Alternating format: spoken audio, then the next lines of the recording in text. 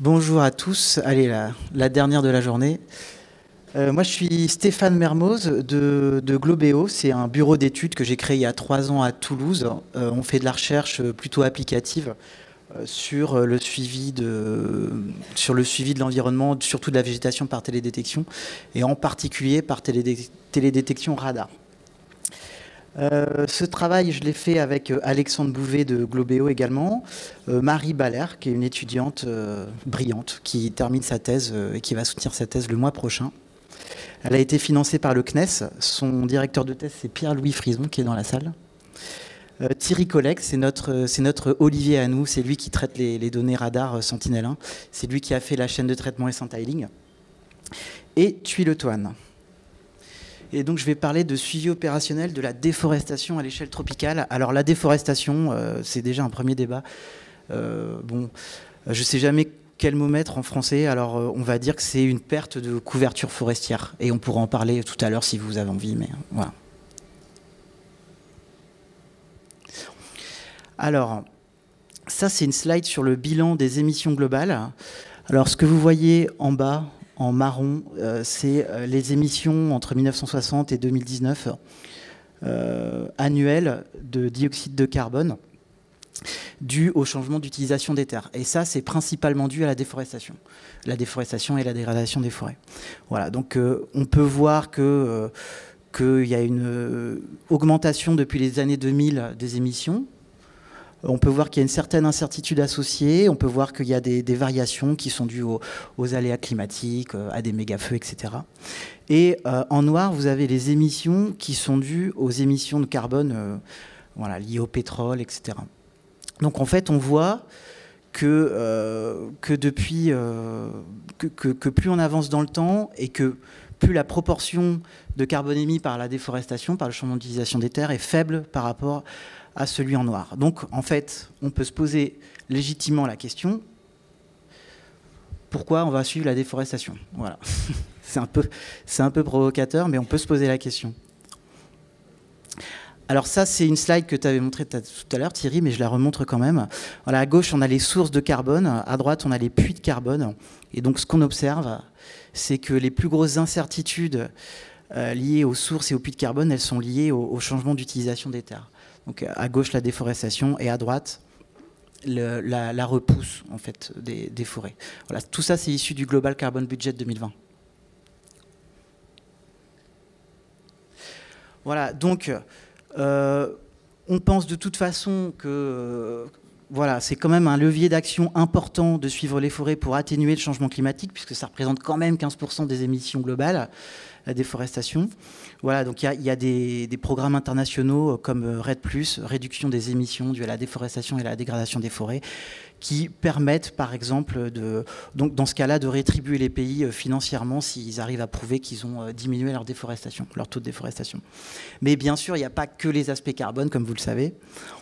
Les forêts jouent un rôle capital dans la régulation du climat via, par exemple, les précipitations, entre guillemets un recyclage des précipitations. Par exemple, la forêt amazonienne joue un rôle immense dans la distribution des pluies dans des pays plus au sud, enfin autour de l'Amazonie. On a un refroidissement des températures par évapotranspiration. Et bien sûr, au-delà du climat, on a aussi plein de services écosystémiques que nous rendent les forêts. Voilà, ça vous le savez tous, hein, c'est une source de nourriture, de revenus, d'énergie, c'est une réserve de biodiversité. Alors en ce moment, effectivement, on l'a tous appris que les forêts ont, enfin, en tout cas la déforestation joue un grand rôle dans l'émergence des maladies infectieuses. Et aussi, un point très très important, c'est l'existence probable de points de rupture. Donc ça, c'est vraiment un sujet de recherche. Il y a plein de papiers qui apparaissent là-dessus. Mais en gros, voilà, on pense que si l'Amazonie est déforestée à, par exemple, 40% de sa surface totale, alors certains disent 45%, certains disent 50%, eh bien inéluctablement, l'Amazonie devient une savane. Donc c'est la savanisation de l'Amazonie, ce qui serait évidemment une immense catastrophe. Voilà, ça, ce sont les points de rupture. C'est un peu pour tout ça qu'on veut suivre la déforestation. Alors, nous, on développe un système de détection à partir des données Sentinel-1. Pour l'instant, à partir des données Sentinel-1. Donc, les données Sentinel-1, je ne vous les présente pas. Peut-être la seule petite différence avec Sentinel-2, c'est que elles sont acquises tous les 6 à 12 jours. Voilà. On voit à travers les nuages, ce qui est quand même vachement pratique dans les tropiques. Alors ça, c'est presque vrai, qu'on voit à travers les nuages, mais globalement, on voit à travers les nuages, quoi. Alors, avec ces données-là, on développe un système d'alerte qu'on pense complémentaire aux autres systèmes d'alerte. Donc ce serait un système rapide, enfin c'est un système rapide en temps quasi réel, entre guillemets, quasi réel avec voilà, chaque semaine, on va dire. Bon, pour certains, c'est chaque seconde le temps réel. Bon. Voilà. Alors ça, c'est à mettre c'est à comparer avec les systèmes actuels qui sont majoritairement basés sur les données optiques. Donc, par exemple, le système GLAD, qui est développé à l'université du Maryland, qui est basé sur les données Landsat. Donc, eux, ils donnent des déforestations, des alertes chaque semaine, mais ils ont des énormes délais dus principalement au nuage. Voilà. On a une taille de pixels qui est... Enfin, j'appelle ça fin. C'est 10 mètres de résolution, 10 mètres de taille de pixels. Et on a un minimum mapping unique de 0,2 hectares. Voilà, donc on essaie de détecter toutes les petites déforestations supérieures à une taille supérieure ou égale à une taille de 0,2 hectares. Voilà, alors par exemple, il y a un système japonais qui s'appelle DigiFast, qui est basé sur l'utilisation des données ALOS de la JAXA, donc la spatiale japonaise. Eux, leur minimum mapping unique, c'est 5 hectares. Voilà. On a une résolution temporelle qu'on trouve haute, en tout cas moins de 10 jours. On utilise à la fois les orbites ascendantes et descendantes de Sentinel-1. Et ce système d'alerte est basé sur des techniques avancées qui permettent de réduire le taux de fausses alarmes. Donc ça, je vais vous en parler juste après. Et c'est un système qui est censé être adaptable aux besoins des pays. Donc on peut normalement changer la définition des forêts en entrée, faire un focus sur les aires protégées si on nous le demande, avec une biodiversité riche, voilà, des zones stratégiques, quoi. Par exemple, en Guyane, ça va être l'orpaillage illégal, etc. Donc ça, c'est ce qu'on veut faire, c'est ce qu'on est en train de faire. Voilà. Alors ça, c'est un peu le cadre de nos études. Alors, je vais juste parler de 2 projets qui permettent de financer tout ça. D'abord, il y a le projet Tropisco, qui est donc financé par le CNES, c'est un projet SCO. Il a été labellisé en février 2021. Le kick-off, c'était en mai 2021, donc c'est très récent. Il a une durée d'1 an jusqu'à mai 2022, en tout cas pour la première phase. Les partenaires, c'est le CNES, Globeo et le CESBio. Alors, on a 2 phases. Une première phase qui s'appelle la phase A. L'objectif, c'est de cartographier la déforestation hebdomadaire de façon complètement automatique sur certains pays clés, dont je vais parler juste après. Voilà. Et l'objectif de la phase B, ce serait d'étendre ça à tous les tropiques, voire aux forêts tempérées et boréales. Alors, le but de ce projet, c'est d'implémenter, enfin, de produire ces cartes en lien avec les pays partenaires. Et on envisage un transfert de compétences. Et là, je fais une parenthèse importante, attention. Dans le cadre de ce projet, on a créé un questionnaire qui est pour les futurs utilisateurs. On a même des utilisateurs actuels. Déjà, on a donné des cartes à pas mal de monde. Et donc, on distribue ce questionnaire à des institutions publiques, privées, des ONG, des forestiers, etc. Donc, si jamais vous êtes intéressé à répondre à ce questionnaire, qui prend 10 minutes à tout casser, vous pouvez m'écrire un tout petit mail. Il y a mon mail à la fin de la présentation. Et vous écrivez même pas de mail, vous écrivez questionnaire dans l'objet. Et puis, vous recevrez un mail de Tropisco et vous pourrez répondre au questionnaire. Donc ça nous rendrait vachement service pour connaître les besoins. Voilà. Et en fait, bon, je ne mets pas tous les projets, mais aussi le projet SOFT de l'Agence spatiale européenne qui s'est terminé cette année, qui nous a permis de cartographier la déforestation sur le Vietnam, le Laos et le Cambodge. Il y en a eu avant de la Commission européenne. Bon, bref, tout ça, ça nous a permis de développer ces méthodes. Voilà, donc les sites d'études sur lesquels on est en train de travailler.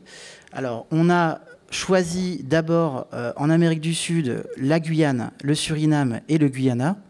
En Afrique, le Gabon. Et en Asie du Sud-Est, le Vietnam, le Laos et le Cambodge. Donc ça, c'est un début. Voilà. Et le but, comme je le disais, c'est ensuite d'étendre ça à tous les tropiques. Donc ça, ce que vous voyez en blanc, ce sont les tuiles Sentinel-1, mais en fait, ce sont les tuiles Sentinel-2, c'est toujours le tuilage MGRS que vous connaissez militaire. Nous, notre chaîne de traitement, elle produit les images Sentinel-1 découpées, superposées aux tuiles Sentinel-2. Comme ça, on peut faire des études complémentaires plus facilement. Et donc, ça représente 3000 tuiles MGRS. Donc, ça fait à peu près 400 000 images Sentinel-1 par an. Voilà, donc il y aurait un traitement possible sur le cluster du CNES. En fait, on est en train dans la phase d'évaluer voilà, toutes ces possibilités-là. Et sinon, ça pourrait se faire aussi via des industriels, des grosses boîtes avec des grosses capacités de calcul. Voilà. Donc on est en train d'étudier tout ça. Alors, la méthodologie, alors j'ai vraiment pas mis grand-chose sur la méthodologie aujourd'hui. Je pensais que j'avais pas trop le temps, mais en gros, pour la petite histoire, on a commencé en 2015-2016 à essayer de faire des cartes de déforestation sur le Vietnam. C'était des sites de plantation d'EVA et voilà, pour faire le caoutchouc. Et donc ça marchait super bien, le signal diminuait d'un coup quand on avait une coupe en fait, des plantations, puis après ça remontait pendant la saison humide, ce qui est complètement normal parce qu'avec l'humidité du sol, le signal remonte. Bon, on s'est dit c'est super, ça va être facile, voilà, c'est génial. Et après, on a travaillé sur le Pérou et le Brésil, où là, en fait, sans le savoir, on est tombé sur les sites vraiment les plus difficiles qu'on a eu à traiter jusqu'à maintenant, et où en fait, finalement, des fois, on n'avait presque pas de baisse du signal radar avec une déforestation. Alors ça, c'est dû à plusieurs choses. Au Brésil, on est allé vérifier sur le terrain. On s'est rendu compte qu'en fait, souvent, ils déforestent pas complètement. Il reste quelques arbres par-ci, par-là. Alors des fois, ils le font exprès pour faire de l'ombre aux gados, aux troupeaux. Et après, ils brûlent tout. Donc quand ils brûlent tout, là, ça se voit très très bien. Mais en tout cas, on avait du mal à détecter la déforestation. Donc vous le voyez là, ici en bas là. En fait, ici, on a des déforestations. Peut-être votre œil arrive à le voir. On voit les ombres sur le côté. Je vais en parler juste après. Mais en fait, il y a très peu de baisse de signal, sauf sur les ombres. Donc du coup, un jour, on s'est dit, on va utiliser les ombres. Voilà. Alors les ombres, elles ont plein de qualités. Alors les ombres, c'est ce qui apparaît à la lisière entre les forêts et les zones déforestées. En fait, tout le monde comprend ce que c'est, hein, c'est une ombre. Alors sur ces zones-là, on a du bruit. En fait, on n'a pas de signal radar qui revient. Et ça, c'est vraiment bien parce que du coup, on est plus sensible à l'humidité du sol. On est plus sensible à... par exemple à la végétation, aux troncs d'arbres, aux grumes, etc., que les gens peuvent laisser sur le sol et qui perturbent le signal radar, hein, qui peuvent le faire augmenter comme l'humidité du sol.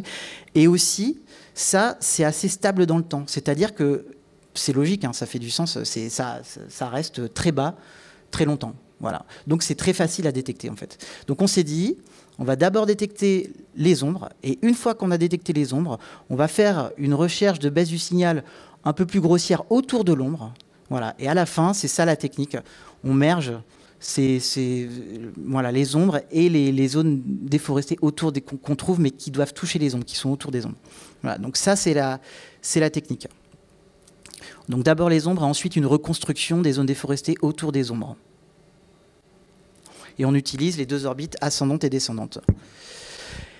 Et en fait, on a obtenu des bons résultats finalement avec cette technique au Pérou. Ça a été publié dans l'article d'Alexandre Bouvet et tout le monde en 2018. Ensuite, on a publié ça sur le Gabon. Alors ça, c'était une étude de complémentarité Sentinelle-1, Sentinelle-2 pour détecter la déforestation, mais on a utilisé cette méthode des ombres pour le côté radar. Et ensuite, on l'a publié avec Marie Ballaire sur la Guyane, ça marche très très bien. Et pour le Brésil, on n'a pas publié. Pour le Vietnam, ça a été soumis ce mois-ci. Voilà. Oui, ce mois-ci, ouais. Voilà, donc les techniques, elles sont publiées, voilà, vous pouvez aller les voir, vous aurez tous les détails dedans, ce sont des articles ouverts. Ça, ce sont les résultats sur le Vietnam, le Laos et le Cambodge. Alors, les couleurs, les couleurs montrent les déforestations entre janvier 2018 et janvier 2021. Alors ça, c'était une première preuve de concept. Hein. Le but, là, d'ici quelques mois, c'est que ça va se mettre à jour automatiquement. Et on était très contents. Voilà. Vous pouvez voir sur la droite tout plein de détails. Alors, ouais, vous ne les voyez pas, c'est dommage, je les ai faites un peu petites, mais là, vous avez l'échelle. Là, par exemple, c'est 2 km, la petite barre en blanc. Enfin, bon, bref, il y a plein de causes de déforestation différentes. Il y a beaucoup de plantations. Il y en a, voilà, il y a des feux, il y a des terrains de golf qui se construisent, il y a plein de choses. Voilà. En fait, sur ces pays-là, il ne reste plus beaucoup de forêts naturelles. Hein. Voilà. Alors, quand on a ces cartes, vu qu'on a une détection chaque semaine, on peut commencer, par exemple, à faire des statistiques mensuelles. Donc là, c'est ce que vous voyez de janvier 2018 à la fin, là, à novembre 2020. Donc là, vous avez la quantité de forêts perdues en kilomètres carrés. Voilà. Donc on peut commencer à faire des études vachement sympas au niveau scientifique avec ces cartes-là. Alors, je précise que dans le cadre dans le cadre de Tropisco, il y a un web mapping qui est en train de se créer où en fait vous pourrez télécharger toutes ces cartes. Elles seront libres pour tout le monde. Voilà, c'est vraiment le but du projet, c'est qu'elles soient libres pour tout le monde.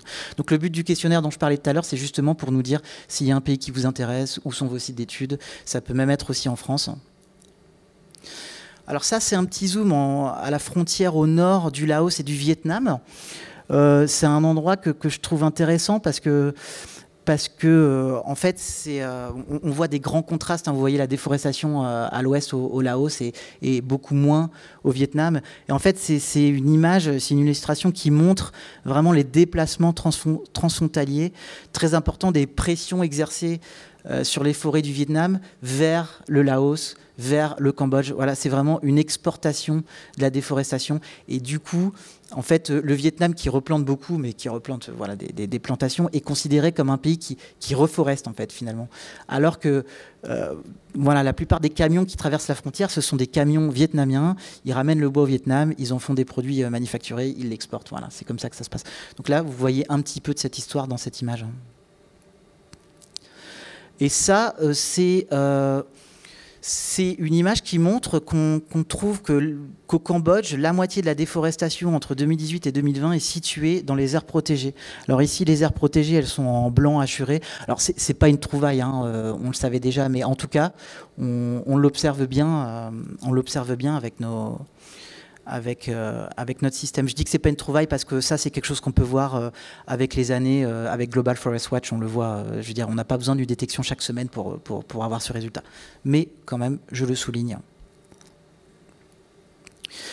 Alors, dans le cas du Vietnam, du Laos et du Cambodge, on a fait une validation, voilà, une validation particulière basée sur les recommandations d'Olofsson. Bon, bref, ça c'est tout un débat aussi, mais voilà, c'est une validation qui est censée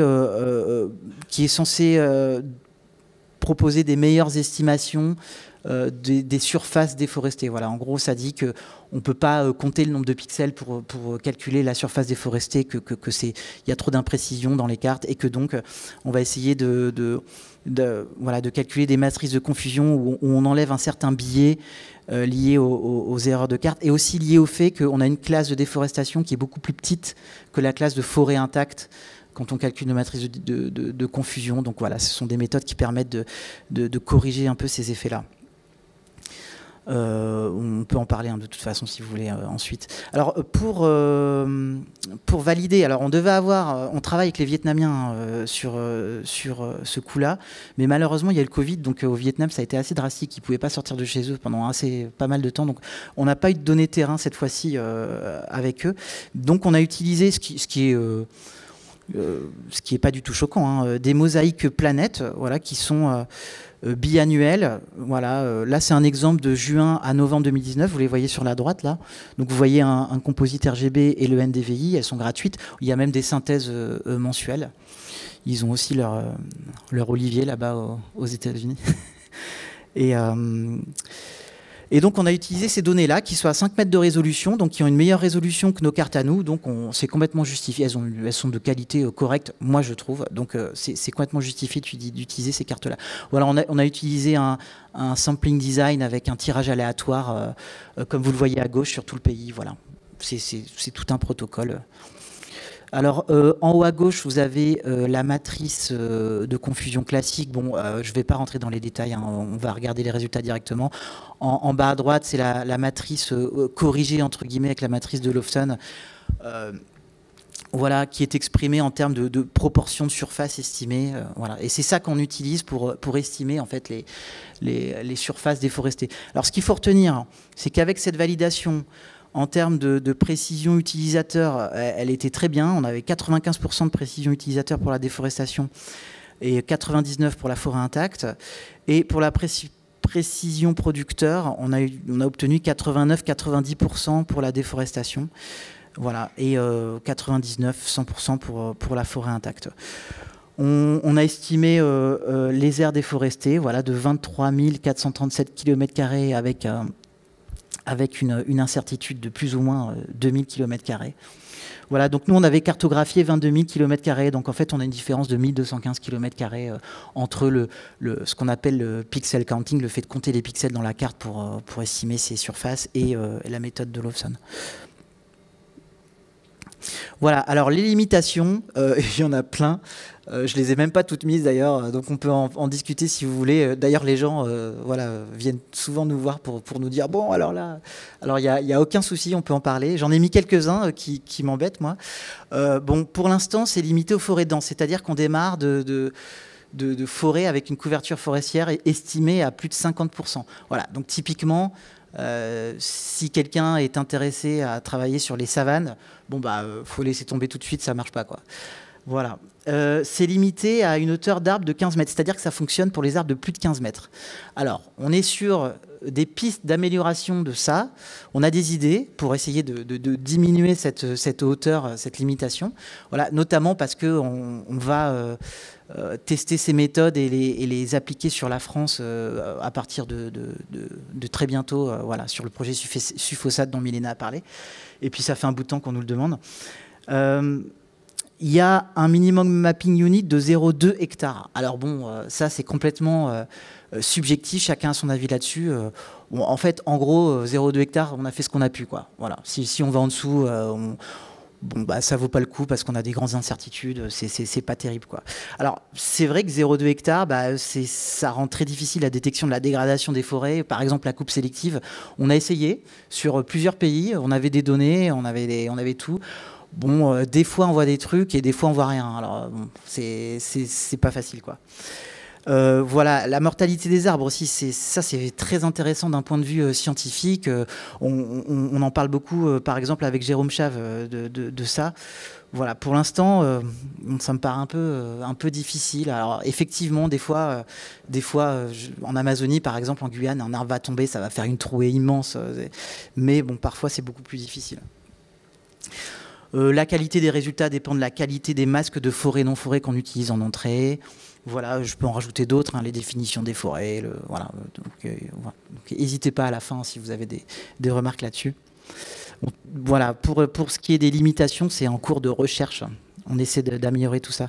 Voilà, je vous remercie beaucoup. Et si vous êtes intéressé pour répondre au questionnaire dont je vous parlais tout à l'heure, vous pouvez m'envoyer un petit mail là, et puis vous recevrez un mail Tropisco, voilà, avec le questionnaire. Voilà, merci beaucoup.